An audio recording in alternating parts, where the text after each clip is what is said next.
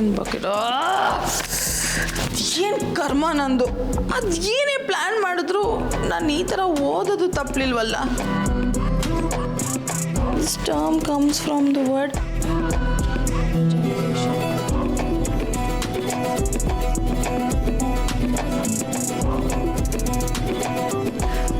Baby, ನೀನೇನು tension ತಗೋಬೇಡ. ನಾಳೆ ನೀನು ಎಕ್ಸಾಮ್ನ ಈಸಿಯಾಗಿ ಬರೀತೀಯ. ಯಾಕಂದರೆ ಕಮಲಿ ಎಕ್ಸಾಮ್ ಹಾಲ್ ಒಳಗಡೆ ಬರಲ್ಲ. ನೀನು ಆರಾಮಾಗಿ ಎಕ್ಸಾಮ್ ಬರಿಬೋದು. ಯಾರ ಕೈಲಿ ಬೇಕಾದರೂ ಬರೆಸ್ಬೋದು. ಮಾಮ್, ಏನು ಮಾಮ್ ನೀವು? ನಾನು ಓದಿ ಇಲ್ಲ. ಯಾರು ಎಕ್ಸಾಮ್ಸ್ ಬರೆದ್ರೆ ಏನು? ನಾನು ಅವ್ರಿಗೆ ಕರೆಕ್ಟ್ ಆನ್ಸರ್ಸ್ ಹೇಳ್ಬೇಕಲ್ವಾ? ನಾನು ಮತ್ತೆ ಫೇಲ್ ಆಗ್ತೀನಿ ಮಾಮ್. ಎಕ್ಸಾಮಲ್ಲೇ ಆಗಲಿ ಲೈಫಲ್ಲೇ ಆಗಲಿ ನನ್ನ ಮಗಳು ಸೋಲೋದು ನನಗಿಷ್ಟ ಇಲ್ಲ. ಅವಳು ಯಾವತ್ತಿದ್ರೂ ಗೆಲ್ಲಬೇಕು. ಅದಕ್ಕೋಸ್ಕರ ನಾನು ಏನು ಬೇಕಾದರೂ ಮಾಡ್ತೀನಿ. ಯಾ ಇದೆಲ್ಲ ಕೇಳಕ್ಕೆ ಚೆನ್ನಾಗಿದೆ ಮಾಮ್. ಬಟ್ ಈಗ ನೀವೇನು ಮಾಡಿದ್ದೀರಾ ಅದನ್ನು ಹೇಳಿ. ನಿನ್ನ ಮೊಬೈಲ್ಗೆ ಒಂದು ಫೋಟೋ ಕಳಿಸಿದ್ದೀನಿ, ನೋಡು.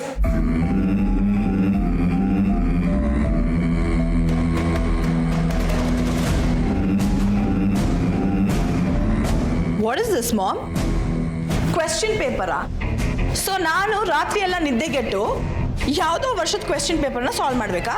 No ma'am, I can't. Baby, ಇದು ಯಾವುದೋ ವರ್ಷದ ಕ್ವೆಶ್ಚನ್ ಪೇಪರ್ ಅಲ್ಲ. ನಾಳೆ ನಡೆಯೋ ಎಕ್ಸಾಮ್ ಕ್ವೆಶ್ಚನ್ ಪೇಪರ್.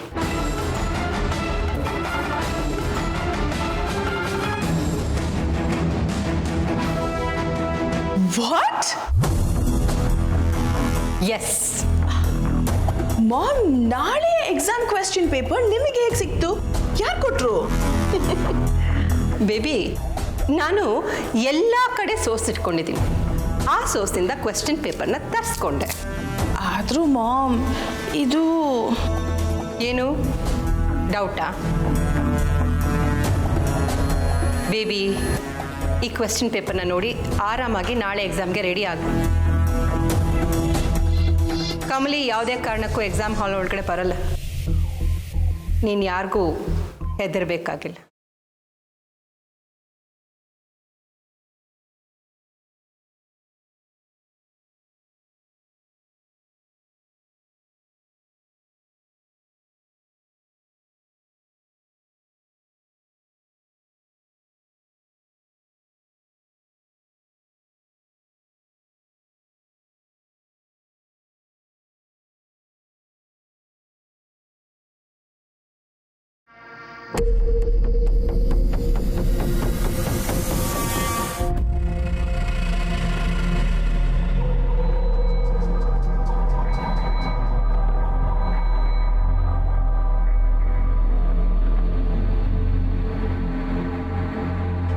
ಅಮರಣ್ಣ,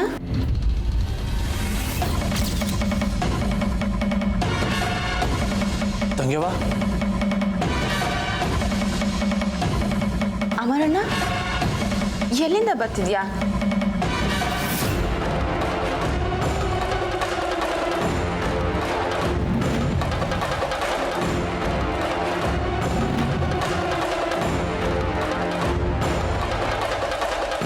ಎಲ್ಲಿಗೆ ಹೋಗಿದ್ದೆ? ಅಲ್ಲ, ಇಷ್ಟೊತ್ತು ಮನೆಯಾಗೆ ಇದ್ದೆ, ಇವಾಗ ಎಲ್ಲಿಗೆ ಹೋಗಿ ಬರ್ತಿದ್ಯಾ? ತಂಗ್ಯವ್ವ, ಇಲ್ಲೇ ಇದೆ. ಅದು ನಮ್ಮ ಗ್ಯಾರೇಜ್ ಓನರ್ದು ಅಲ್ಲ, ನಮ್ಮ ಪೆಟ್ರೋಲ್ ಬಂಕ್ ಓನರ್ದು ಗಾಡಿ ಕೆಟ್ಟೋಗಿತ್ತಂತೆ. ಅದಕ್ಕೆ ಅರ್ಜೆಂಟು ಒಂಚೂರು ಬಾರೋ ಅಂತಂದ್ರು. ಅದಕ್ಕೆ ಹಿಂಗೆ ಹೋಗಿದ್ದು ಬಂದೆ ಅಷ್ಟೇ.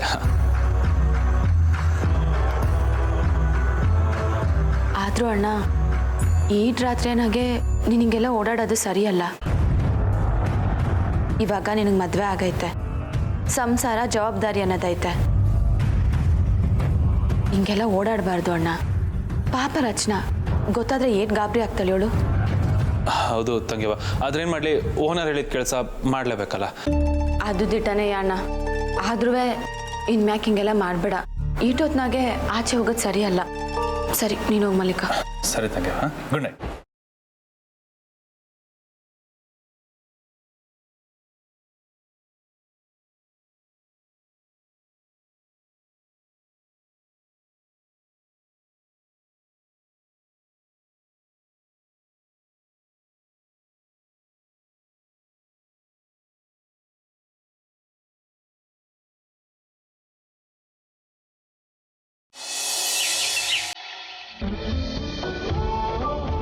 ರಿಷಿ, ಕಮಲಿ, ರಚನಾ, ಅಮರ್ ಬನ್ನಿ ಇಲ್ಲಿ.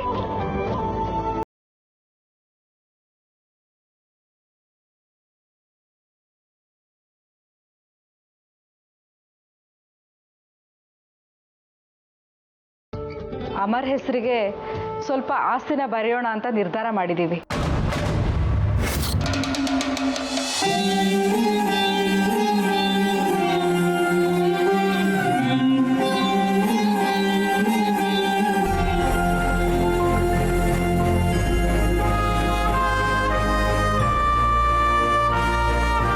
ಏನು ಮಾಡ್ತಾ ಇದ್ದೀರಾ ನೀವು? ಆಸ್ತಿನ ಯಾಕತ್ತೆ? ಈ ಅಳಿಯನೇ ಮಗನ ಥರ ನೋಡ್ಕೊತಾ ಇದ್ದೀರಲ್ಲ ಅತ್ತೆ, ನನಗಷ್ಟೇ ಸಾಕು, ಬೇರೇನು ಬೇಡ.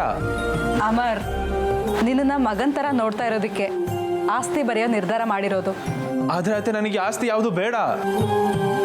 ಹೌದಮ್ಮ, ನಮಗೆ ಯಾವ ಆಸ್ತಿನೂ ಬೇಡ. ನಿಮ್ಮ ಪ್ರೀತಿ ಇದೆಯಲ್ಲ, ಅದೇ ನಮ್ಗೆ ಆಸ್ತಿ. ನೋಡು ಅಮರ್, ನಾನು ಈ ಆಸ್ತಿನ ನಿನಗೆ ಅಂತ ಕೊಡ್ತಾ ಇಲ್ಲ, ನನ್ನ ಮಗಳಿಗೆ ಅಂತ ಕೊಡ್ತಾ ಇರೋದು.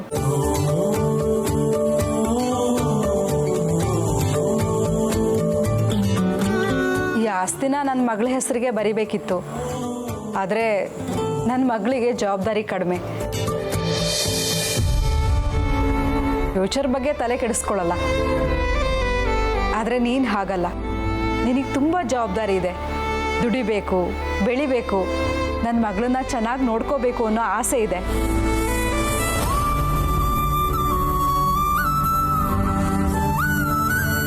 ಅದಕ್ಕೆ ನಿನ್ನ ಹೆಸರಿಗೆ ಈ ಆಸ್ತಿನ ಮಾಡ್ತಿರೋದು ಕಣೋ. ಅತ್ತೆ, ನೀವು ಹೇಳ್ತಿರೋದೆಲ್ಲ ಸರಿ, ಆದರೆ ನನಗೆ ಇದು ಯಾವುದು ಬೇಡ. ಅಮರ್, ನಾವು ಇದನ್ನ ನಮ್ಮ ಆಶೀರ್ವಾದ ರೂಪದಲ್ಲಿ ಕೊಡ್ತಾ ಇದ್ದೀವಿ, ಬೇಡ ಅನ್ಬಾರ್ದು, ತಗೋಬೇಕು. ಓಕೆ?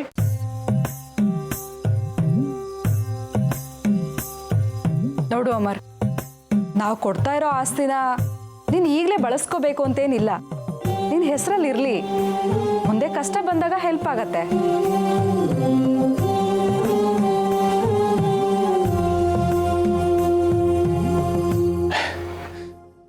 ಅತ್ತೆ,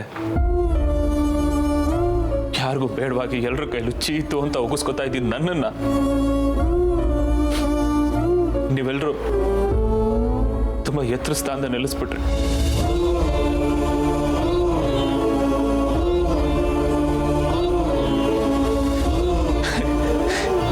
ನೀವು ತೋರಿಸ್ತಾ ಇರೋ ಈ ಪ್ರೀತಿ ಮಮತೆನ ನೋಡ್ತಿದ್ರೆ ನನ್ನ ಜನ್ಮ ಸಾರ್ಥಕ ಅನ್ಸುತ್ತೆ.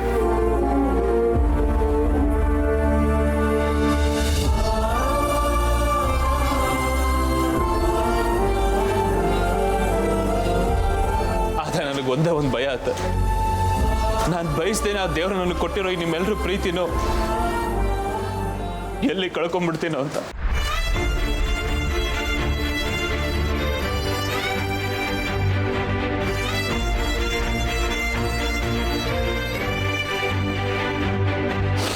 ಆ ಸಂದರ್ಭ ಯಾವತ್ತೂ ಬರದೇ ಇರಲಿ.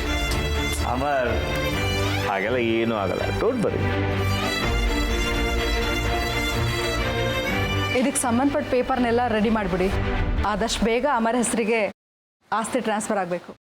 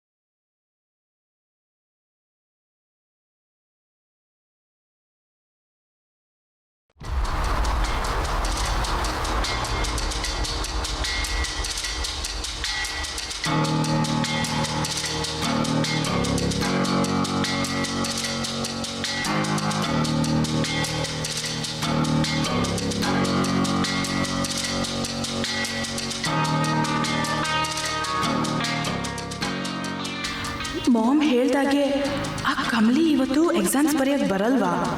ಅಥವಾ ಮಾಮ್ ನನ್ನ ಸಮಾಧಾನಕ್ಕೆ ಹೇಳಿದ್ರ? ಕ್ವೆಶ್ಚನ್ ಪೇಪರ್ ಬೇರೆ ಕಳಿಸಿದ್ರು, ನಿಜಕ್ಕೂ ಅದೇ ಕ್ವೆಶ್ಚನ್ಸ್ ಇರುತ್ತಾ? ನಂಗೆ ಒಂದು ಅರ್ಥ ಆಗ್ತಿಲ್ಲ.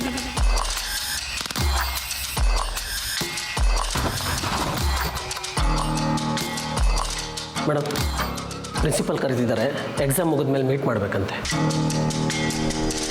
HMT ಕಮ್ಲಿಯಲ್ಲಿ ಕ್ಯಾಬಿನಲ್ಲಿದ್ದಾರೆ. ಯಾಕೆ ಮೇಡಮ್? ಏನಿಲ್ಲ, ನನ್ನ ಎಕ್ಸಾಮ್ನ ಕಮ್ಲಿನೇ ಅಲ್ವಾ ಬರೆಯೋದು, ಅದಕ್ಕೆ ಕೇಳಿದೆ. ಹೌದು ಮೇಡಮ್, ಇನ್ನೇನು ಬರ್ತಾರೆ. ಕಮ್ಲಿ ಬರ್ತಾಳ ಅಂದ್ರೆ ಮಾಮ್ ಏನು ಮಾಡೇ ಇಲ್ವಾ? ಏನು ಮೇಡಮ್, ನಿನ್ನೆಗಿಂತಲೂ ಇವತ್ತು ತುಂಬ ಕಾನ್ಫಿಡೆಂಟಾಗಿ ಕಾಣ್ತಿದ್ದೀರಾ. ಚೆನ್ನಾಗಿ ಓದಿದ್ದೀರಾ? ಯಾ ಓದಿದ್ದೀನಿ. Thank you. ಥ್ಯಾಂಕ್ಸ್.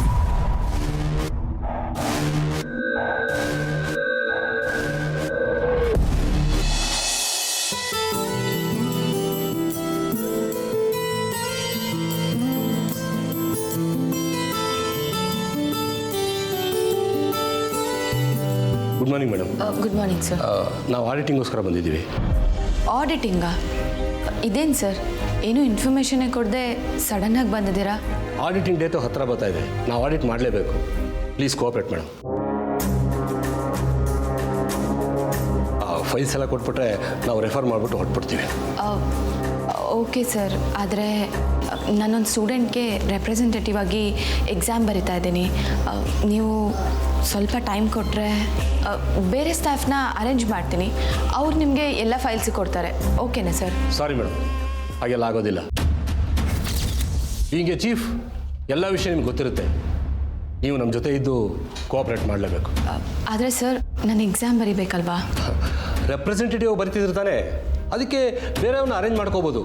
ನೋಡಿ, ನೀವು ನಮ್ಮ ಜೊತೆ ಇದ್ದು ಎಲ್ಲ ಇನ್ಫಾರ್ಮೇಷನ್ ಕೊಡಲೇಬೇಕು. ಸರಿ ಸರ್, ಬನ್ನಿ.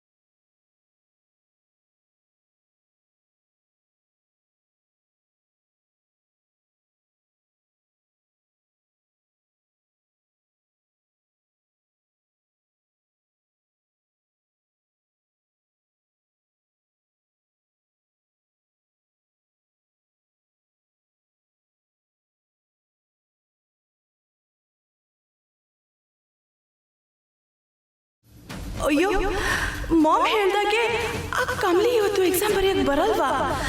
ಮಾಮ್ ಕೊಟ್ಟಿರೋ ಕ್ವೆಶ್ಚನ್ ಪೇಪರೇ ಬಂದಿದೆ, ಎಲ್ಲ ಕ್ವೆಶ್ಚನ್ಸು ನೀಟಾಗಿ ನೋಡ್ಕೊಂಡಿದ್ದೀನಿ. ಬಟ್ ಈಗ ಎಕ್ಸಾಮ್ ಬರೆಯೋಕ್ಕಾಗ್ತಿರೋ ಸಿಚುವೇಶನ್ ಇದೆಯಲ್ಲ, ಕೈ ಸರಿ ಇದ್ರೂ ನಾನು ಬರೆಯೋಕ್ಕಾಗ್ತಿಲ್ಲ. ಏನು ಮಾಡಲಿ?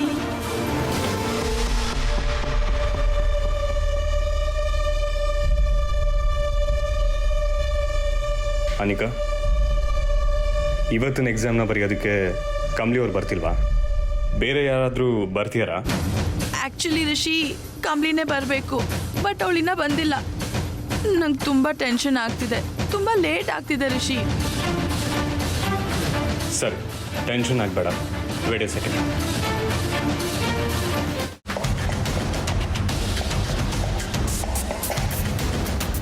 Ma'am, you take care of the class.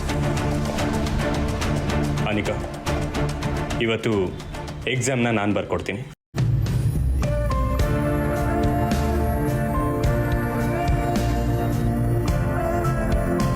Rishi, Neena? S, ನಾನೇ.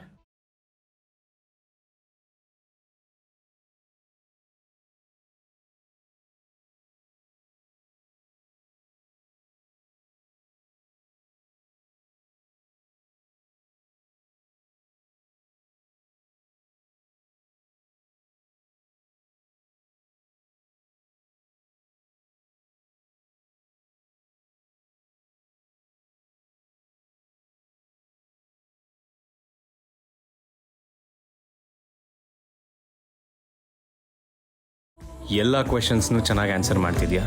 ಐ ಥಿಂಕ್ ಚೆನ್ನಾಗಿ ಪ್ರಿಪೇರ್ ಆಗಿ ಬಂದಿದ್ಯಾ. Yes Rishi, very well prepare. Actually ಈ ಸಬ್ಜೆಕ್ಟ್ ನಿನ್ನ ಹತ್ರನೇ ಕಲ್ತಿದ್ದು. And you know what, this is my favourite subject. ಮೊನ್ನೆ ಕೂಡ ನೀನು ನನಗೆ ಸ್ವಲ್ಪ ಟಿಪ್ಸ್ ಕೊಟ್ಟೆ. ಸೊ ವಿತ್ ದ್ಯಾಟ್ ಹೆಲ್ಪ್ ನಂಗೆ ಎಲ್ಲ ಗೊತ್ತು. ಗುಡ್. ಈ ಸಿಚುವೇಶನಲ್ಲೂ ಇಷ್ಟೊಂದು ಚೆನ್ನಾಗಿ ಓದ್ತಿರೋದು ಖುಷಿ ಆಗ್ತದಾ? ಒಂದು ನಿಮಿಷ, ಕ್ವೆಶನ್ ಪೇಪರ್ ಕೊಡು. ಋಷಿ, ನೆಕ್ಸ್ಟ್ ಪೇಜಲ್ಲಿರೋ